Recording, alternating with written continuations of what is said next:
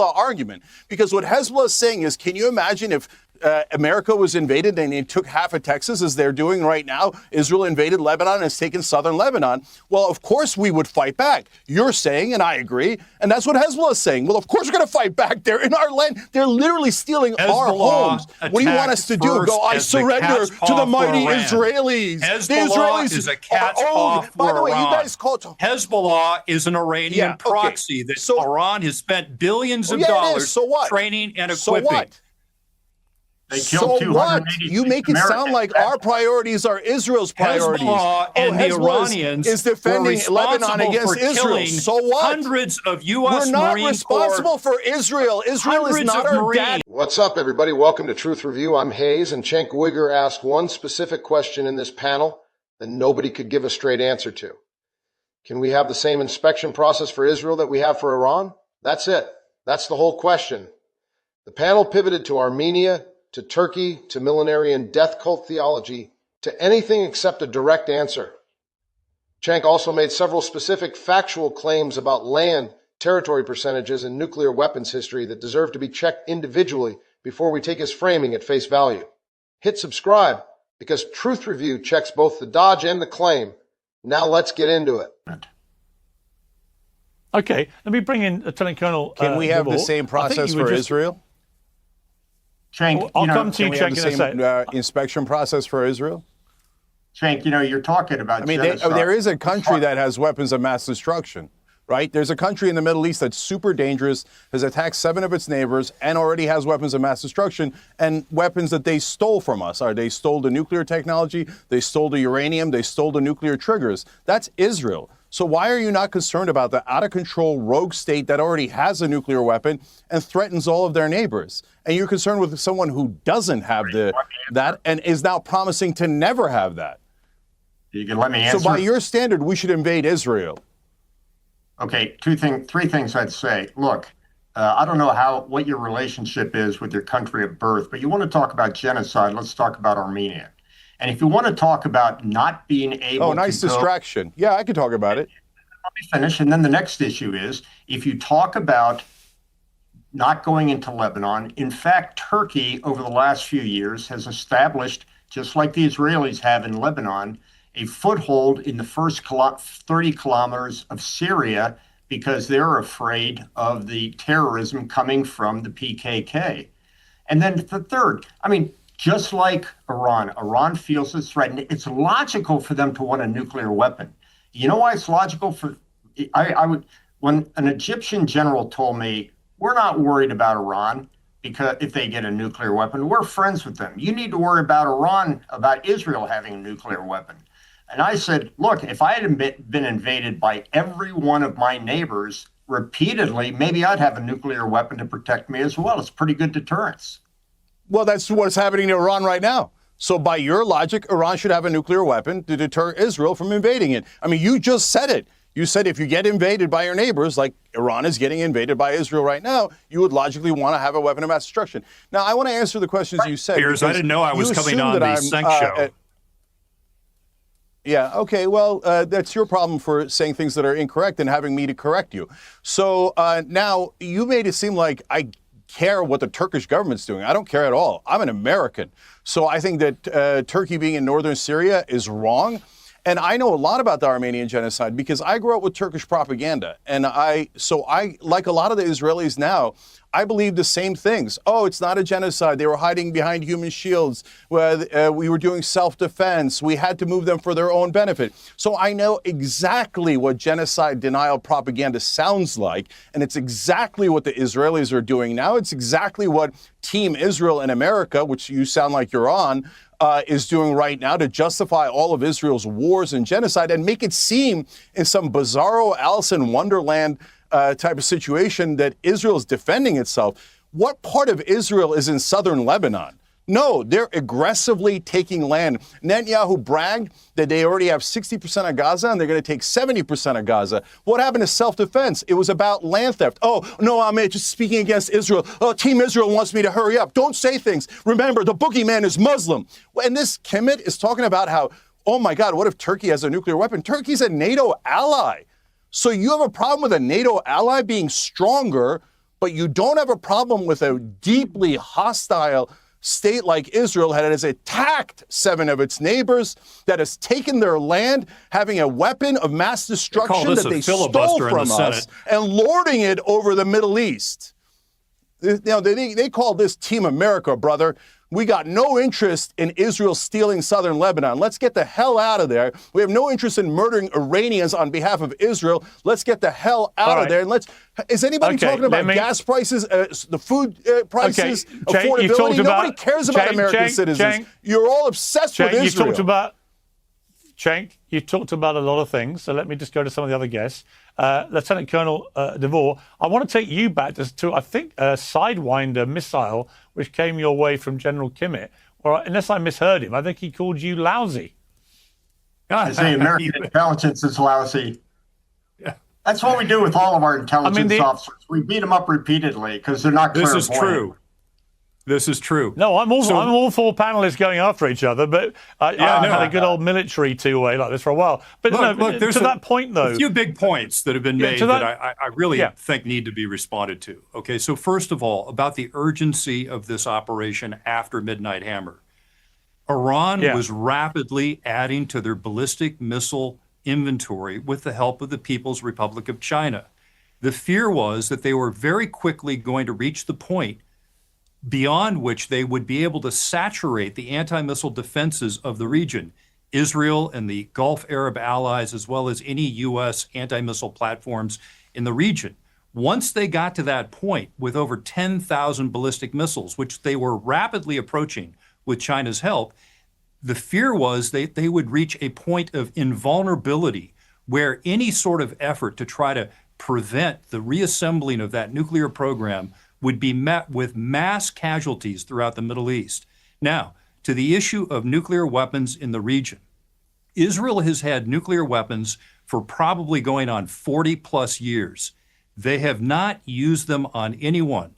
The Iranian regime chants death to America and death to America and death to Israel constantly.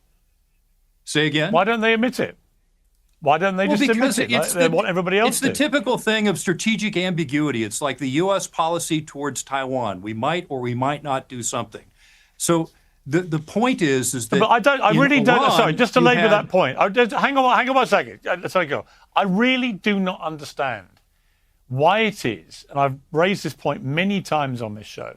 I do not understand why Israel, which demands full transparency from countries like Iran, right down to exactly how much enriched uranium they've got, why it's generally agreed that they have a huge number of nuclear weapons themselves, but they get a pass. They're the only country in the world that doesn't have to even admit they've got nuclear weapons. And, to General Kimmitt's point, if Saudi Arabia did want one, or Qatar wanted one, or the UAE wanted one, I'm at a bit of a loss to understand why, if Israel's allowed to have a lot of them, why they shouldn't be allowed to.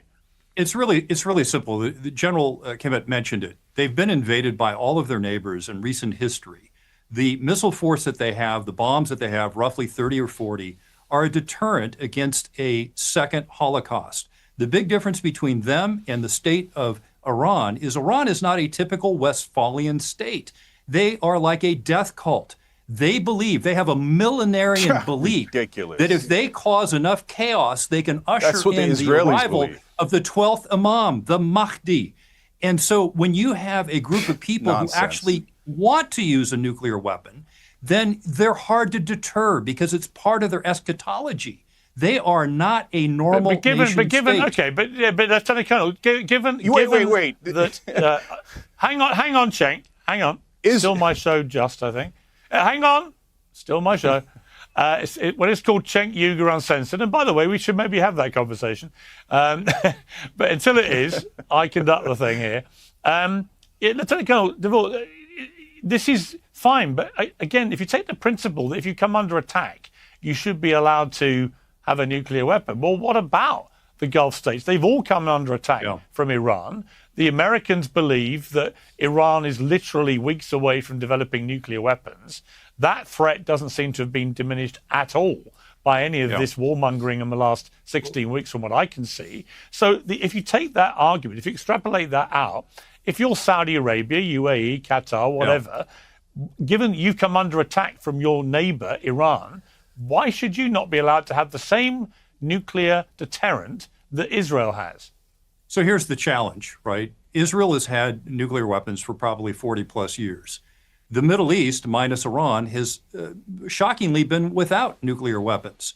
So if the UAE, if Saudi Arabia, if Turkey were to suddenly want a nuclear weapon, now why is that? What's the proximate trigger? It certainly wasn't Israel having nuclear weapons. No, it's the Islamic Republic of Iran having nuclear weapons that is the trigger. Right. And it is longstanding U.S. policy to be opposed to nuclear proliferation. It makes things progressively more difficult. Except Israel. The more nations that are armed with nuclear weapons. Like so has the United States, well, hang on, has the United States actively sought to stop Israel having more nuclear weapons in the last 20, 30 years? Or has it just allowed it to? I'm aware of no policy one way or the other with regards to the U.S. and Israel. There may be some classified negotiations, but shockingly, prior to this conversation with Cenk, you don't really hear a lot of concern about Israel's nuclear weapons program because they haven't used it. Nor do they threaten their neighbors with it constantly. They've used it to attack all their neighbors. They use the threat of it, and they say, well, you can't attack us back because we have nuclear weapons. And the one country that has nuclear weapons in the Middle East has launched wars against almost all of its neighbors. So they've got that as backup. They've got Iron Dome as backup, and it has emboldened them to take land in Gaza, to take land in Lebanon, which you guys are denying. Iran has taken no land. Israel has taken land over and over again. Do you know that in 1948, only 6% of the land was Jewish? Now it's 78% is owned by Israel. How did the settler colony get from 6% to 78%? So this is my turn to begin to talk through over a campaign of ethnic cleansing and genocide. I was in southern Lebanon in 1986 with the IDF. Land that the IDF voluntarily left. Why were they there? Sense. They went up to try to kick out the PLO. You know who rescued the PLO? President Reagan and the Americans rescued the Palestine Liberation Organization.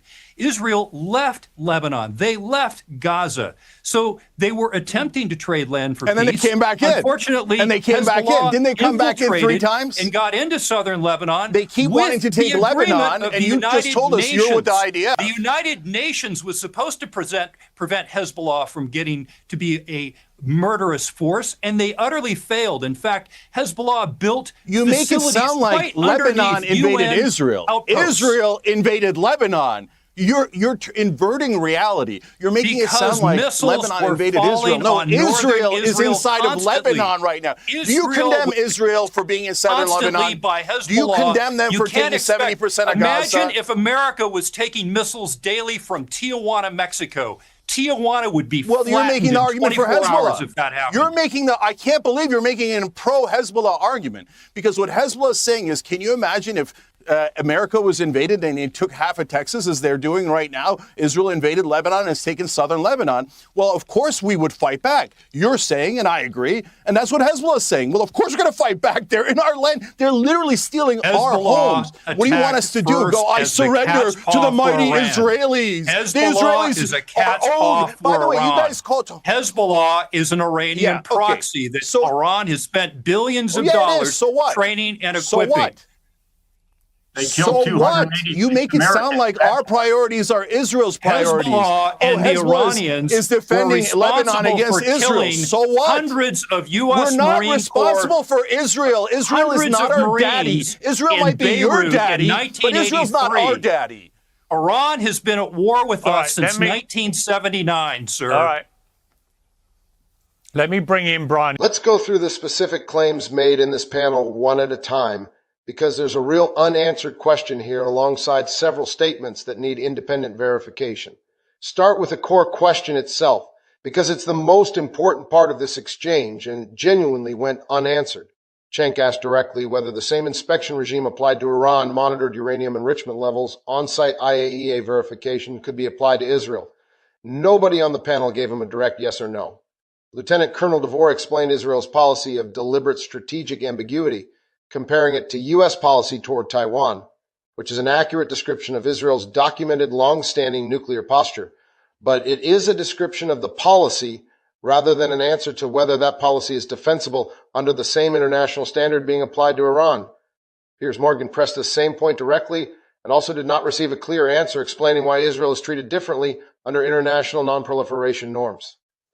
Now to the specific factual claims, starting with Israel's nuclear weapons program itself. Israel has never officially confirmed or denied possessing nuclear weapons, a policy known as nuclear opacity that has been in place since the program's origins in the 1960s. Independent assessments, including from the Federation of American Scientists and multiple nuclear policy research institutions, estimate Israel possesses approximately 80 to 90 nuclear warheads.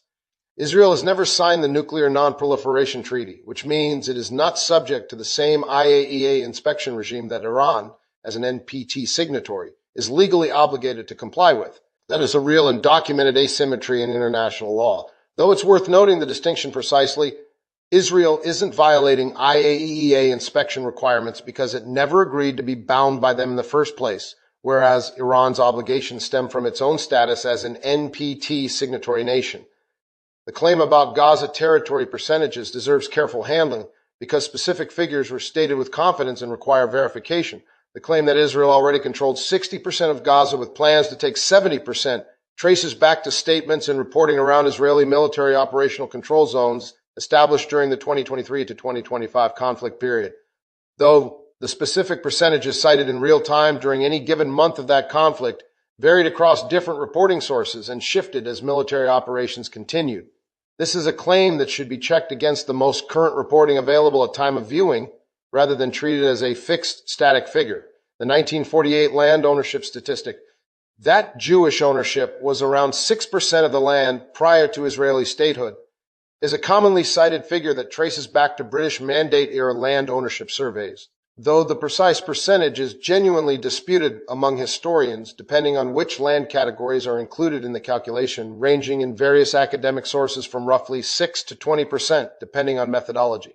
The figure isn't fabricated, but it also isn't as universally agreed upon as stated in this exchange, and readers should know there's a real range in the historical scholarship on this specific number.